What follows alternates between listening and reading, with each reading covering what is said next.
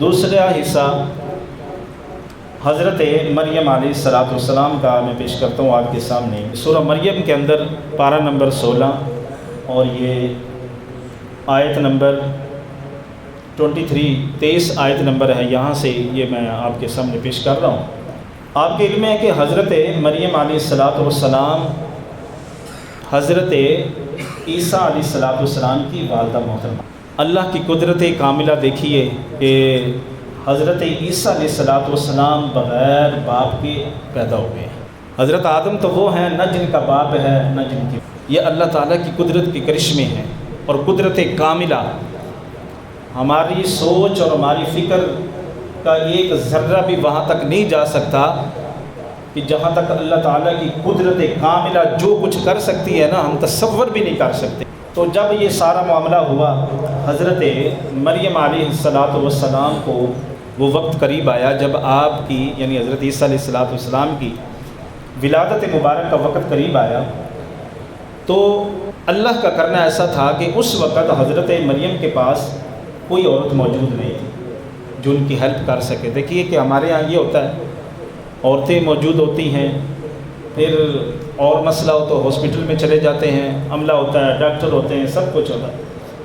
لیکن حضرت عیسیٰ علیہ السلام کی جب ولادت کا وقت قریب ہوا نا، تو یقیناً آپ کو ایک تو پریشانی یہ ہوئی کہ میرے پاس کوئی موجود نہیں ہے، اور دوسرا یہ پریشانی تھی کہ بغیر باپ کے حضرت عیسیٰ پیدا ہو رہے ہیں تو بعض کے معاملات بھی ہوں گے۔ تو اللہ رب العزت نے ایسی صورت میں ارشاد فرمایا فَأَجَاءَ الْمَخَاضُ إِلَى جِذْعِ النَّخْلَةِ۔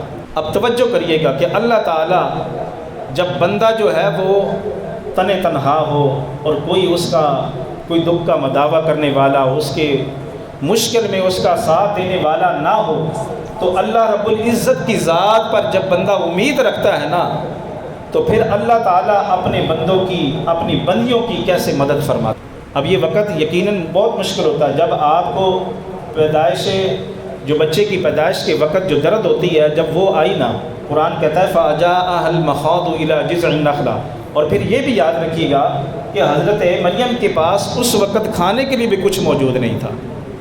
ایک تو ہیلپ کرنے کے لیے کوئی موجود نہیں ہے، کھانے کے لیے بھی کچھ موجود نہیں ہے، پینے کے لیے بھی کچھ موجود نہیں ہے۔ تو آپ تصور کریں کہ یہ کتنا مشکل وقت ہوگا۔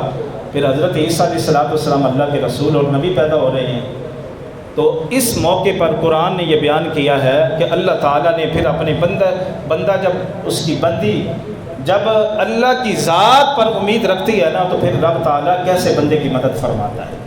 اب ہوا کیا، جب یہ وقت آیا تو اللہ تعالیٰ کس طرح انتظام فرما رہا ہے، قرآن کی آیات سنیے گا فَأَجَاءَهَا الْمَخَاضُ إِلَى جِذْعِ النَّخْلَةِ۔ سب سے پہلے جو بچے کی پیدائش پر درد ہوتا ہے نا، اس درد میں آپ چلتی چلتی ایک کھجور کے تنے کے پاس پہنچ گئے، اور وہ کھجور کا تنا بھی خشک ہے۔ کھجور کا تنا کیا ہے؟ وہ بھی خشک ہے۔ تو اب کیا ہوا، حضرت مریم علیہ السلام نے یہ سوچا کہ یہ جو بعد کے معاملات ہوں گے، ابھی میرے پاس کوئی موجود نہیں ہے، تو آپ کہنے لگی قالت یا لیتنی مت قبل ھذا۔ حضرت مریم علیہ السلام نے کہا، جسے قرآن نے بیان کہا، کہتی ہیں کہ ہائے کاش مجھے موت ہی آ جاتی، یعنی مرنے کی تمنا کی۔ وَكُنْتُ نَسْيًا مَنْسِيًّا، اور یا میں بھولی بسری ہو جاتی، یعنی یہ وقت مجھے نہ دیکھنا پڑتا، یہ اتنا مشکل وقت میرے پاس آ گیا۔ جب یہ آپ نے موت کی تمنا کی نا، تو اللہ تعالیٰ نے کس طرح کرم فرمایا۔ ایک تو آپ کھجور کے تنے، خشک تنا تھا، اس کے پاس پہنچ گئی، تو اللہ تعالیٰ پھر انتظام کرنے والا ہے نا، اس کی قدرت کاملہ کا کیا کہنا ہے۔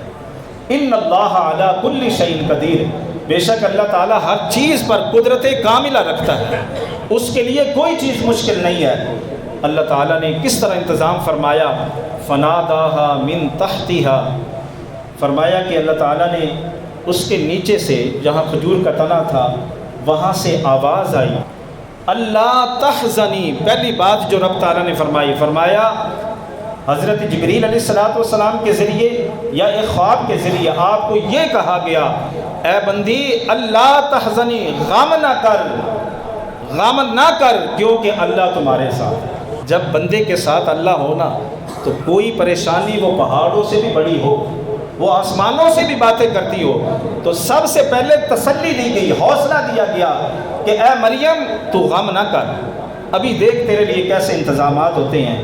فرمایا قد جعل ربک تحتک سریہ، اللہ تعالیٰ نے جہاں آپ تشریف فرما تھی نا کھجور کے تنے کے نیچے، اللہ رب العزت نے وہیں سے پانی کا چشمہ بھی جاری فرما دیا، اور وہ جو کھجور کا تنا تھا وہ خشک تھا۔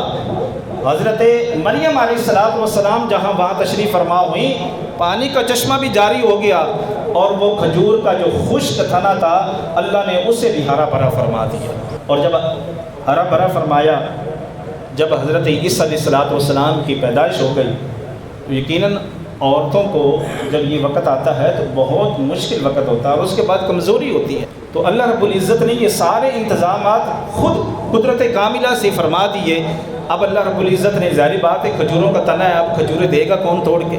کون ہے؟ پاس ہی کوئی نہیں ہے، تو اللہ تعالیٰ نے ارشاد فرمایا وَهُزِّي إِلَيْكِ بِجِذْعِ النَّخْلَةِ، فرمایا میری بندی کھجور کا جو تنا ہے تیرے پاس، فرمایا اس کے جو شاخیں لٹک رہی ہیں نا، تو اس کو صرف اتنا پکڑ کے وہیں بیٹھی بیٹھی اس طرح جھنجھوڑنا ہے، تر کھجوریں، فرمایا تُسَاقِطْ عَلَيْكِ رُطَبًا جَنِيًّا، فرمایا جب تو تنے کے وہ شاخوں کو پکڑ کے جھنجھوڑے گی نا، تو اس کھجور کے تنے سے اللہ تمہیں تر کھجوریں عطا فرمائے۔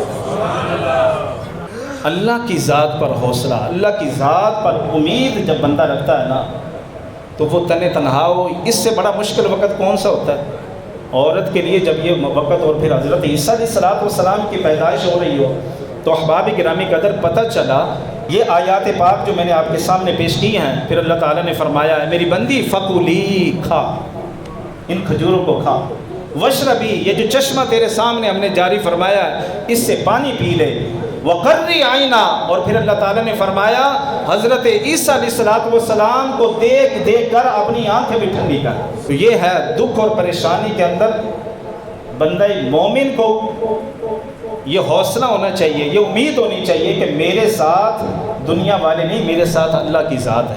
جب ہم یہ امید توڑ دیتے ہیں نا کہ میرے ساتھ کوئی بھی نہیں ہے اور اللہ کو بھول جاتے ہیں، تو پھر یقیناً پھر یہ کیا ہے، ناکامی کا منہ ہمیں دیکھنا پڑتا ہے۔